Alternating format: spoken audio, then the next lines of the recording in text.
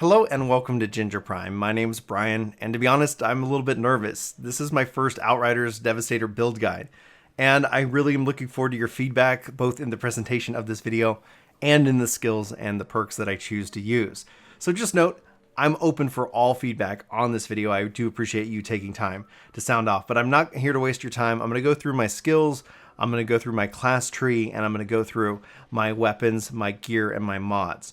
And we're going to talk about it. This should hopefully be a really fun, good conversation. Fun, good. That's the best thing. That's the thing you can expect here for content. Perfect grammar at all times. But let's go ahead and not belay. Let's dive in. Welcome back, Soul Nation. If you are already subscribed, I love you. Thanks for being here.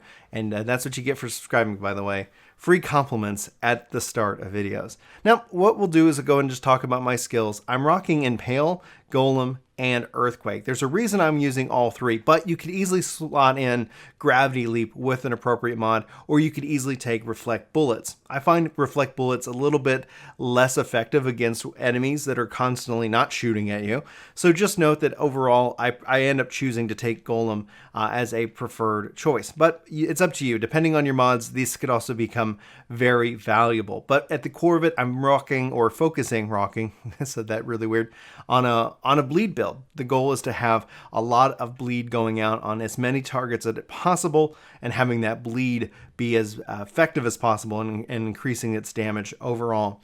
And how we do that is we actually go into our class subtree. Now I'm rocking Seismic Shifter. As you can see here, we got lots of build opportunities with other Devastators. So just note that if you're a Devastator and you want to see a Vanquisher style build or a Warden style build, how I would kind of set that up, sound off. Let me know in the comments what you're looking for from a builds for the different classes, and I will bring that to you as soon as I can. I'm almost done with Technomancer, and I'm still leveling up Pyromancer and Trickster, by the way. So that's just kind of a small update. All right, we're going to go through the tree. I'll also talk about the skills that I didn't choose down the line. So note, this section might be a little bit longer, and you could, if you want to skip over it, if you just want to copy the tree, you can just jump to the next section in the YouTube playhead.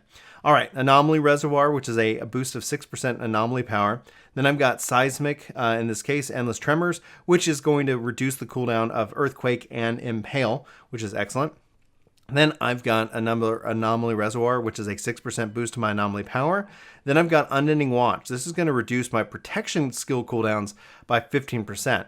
Why I pair that is that when I use protection skills, I actually increase my anomaly power by 45% for 10 seconds. So this is a damage window. So what you want to do is put on my protection, and then my skills are now increased by another 45%. Then I have a Pure Anomaly, which is going to increase my resistance by 15, my resistance to piercing by 15%. I didn't take Perpetual Motion because that is you can use this though if you're using Gravity Leap or you're using any of those skills. So note that this might be a really good choice. I also did not take Rejuvenation, which is increasing my skill leech by 6%. Then I have Anomaly Reservoir. This is increase your anomaly power by 6 again. Up here at the top, I've got Stone Circle. This is going to extend the distance considered to be close range by an additional 4 meters, which gives me a lot more range overall. And then I have Anomaly Bullets. This is actually increasing my firepower by 15% of my anomaly power. So that's really powerful. I really enjoy that. Then I've got Red Rivers. This is increasing my bleed duration by 30%. And I also have another Endless Tremors, reducing my seismic cooldown by 15%. And then another Anomaly Reservoir. And what I didn't choose here was the Strong Arm of the Law, which is a double damage of a melee skill. And then I also didn't take Executioner, increase your damage by 20% against enemies below 30% of health. You can also take that if you desire. Red Rivers, in this case, increasing my bleed duration by 30%, another 6% boost in anomaly power. Then I have Bloodbath. This is bleed affected on enemies. It's going to deal 30% more damage. And then Blood Domination. This is going to be where I'm healed for 25% of my bleed damage. Then I've got Rejuvenation, increasing my skill leech by 6%. That's going to be healing in this case. Skilled Sentry increases my armor by 20% and resistances by 20% for 10 seconds when your skills end. Then I've got Bloodbath. This is enemies affected by bleed. It's going to deal 30% more damage. And finally increases my seismic skills base damage by 50%. So Earthquake and Impale again are benefiting from this. I did not take Pure Anomaly, increases my resistance piercing by 15%. So I chose not to take that in this case. So you can see my tree that I've got rocking here. Again, focusing on from a combo perspective, putting on my armor, doing my skills, and then essentially unloading with my bullets as much as possible. And with that, we're here in our inventory. Now, I'm going to spend a little bit of time on the weapons. There aren't many choices that I have currently, as I'm continually farming up high powerful mods to do for other guides for the Devastator down the road. So just keep it locked here to the channel for that. But we'll go and start there, and then we'll go through our class mods that are attached to our gear specifically. Now, I did a video specifically on the Wicker as a part of an ultimate crowd control device. You can see here with Ultimate Ashen Bullets and Winter's Blast, 2 tier 3 mods, making this weapon shut everything down. I paired this with Fatal Symbiote.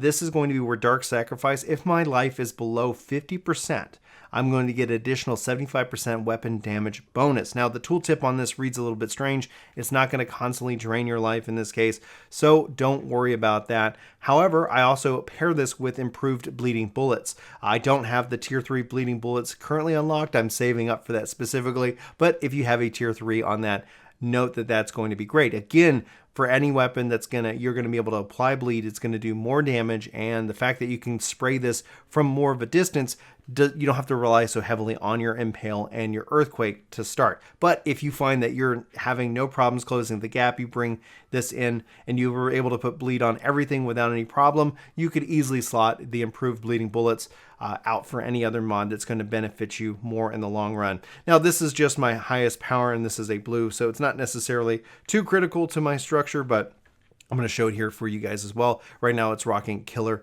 Medic in this regards, helping to heal and me, especially if I run out of ammo specifically. All right, so now we're going to dive in here on the gear itself, the Containment Overseer's Hood. I've got Bloodstock. This is going to have my Earthquake inflict bleed on enemies damaged by the skill. Impale already has bleed as a part of it, so now both of my skills are going to be able to put bleed on any enemy that gets hit by it, plus the modifier that rolled on this piece of gear, Mitigation from Death. Killing enemies while aiming down sights grants up to additional armor for 10 seconds, and that can stack up to 3 times. Then I've got my Toka chest armor, Extra Quake, Earthquake. This skill can be activated 1 more time, so you get 2 Earthquakes for the price of 1, and this is going to pair really well with Thirst for Blood. This is killing enemies with the weapon while they're afflicted by bleed, increases your weapon leech by 40% for 10 seconds, so that's fantastic. Then I've got Impaler. This is going to have, the skill can actually be activated 1 more time before triggering the cooldown, and even odds. This is what rolled on the piece of gear, increases your max health by 10% for each enemy within a 10-meter radius around you, and that's just increasing my overall survivability. Then I've got Predator's Gloves. This has got Bloody Boost.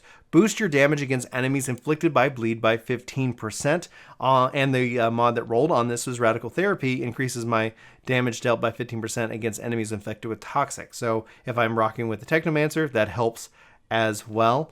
And then finally, I've got my boots here, Spike Forest, Impale. You can actually strike more than 1 additional target in this case, so you can put out 2 impales for the price of 1, and again, that pairs well with being able to use it twice, so I could be impaling quite a lot of enemies. And then I have the cycle. This is going to increase my weapon damage. It says by 0%. The bonus is proportional to your health regeneration.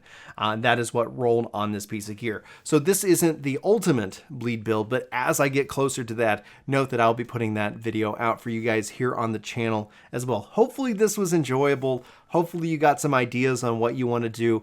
And I'd love to know, how are you rocking your bleed build? What skills would you change? And that way I can start doing some more testing and overall. And I'm just having a good, fun time with it. I streamed last night over on twitch.tv/worktogame. We had a really good time. And yeah, I'm looking forward to sharing more Outriders with you guys, more build guides. And also we'll look into doing some synergy guides about different builds that play well with others. But I'm going to get back to the farm and get back to farming more of these. Guys, if you enjoyed this video, I hope that you hit that like button. I hope that you hit that subscribe button if you haven't already. And if you do feel like going above and beyond, We do have membership on this channel, and it just starts at $1 a month. You get some emotes, you get some perks, you also get your name here in the credits of the videos. If you decide to do so, thank you so much for your support. And if you don't, thank you so much for your support and just watching the videos. It's really exciting to see you guys checking out the videos, and I hope you enjoy them as much as I enjoy making them. That's going to be it for me, guys. Hopefully y'all have a good day, and I will hopefully talk to you in my next video. But until then, take care. This video is sponsored by me, Ginger Prime. Hopefully you'll check out my podcast channel, Ginger Gaming Radio, which we have lots of guests, lots of great conversations, and even more highlights. Links are in the description below. Let me know what you think. Thanks.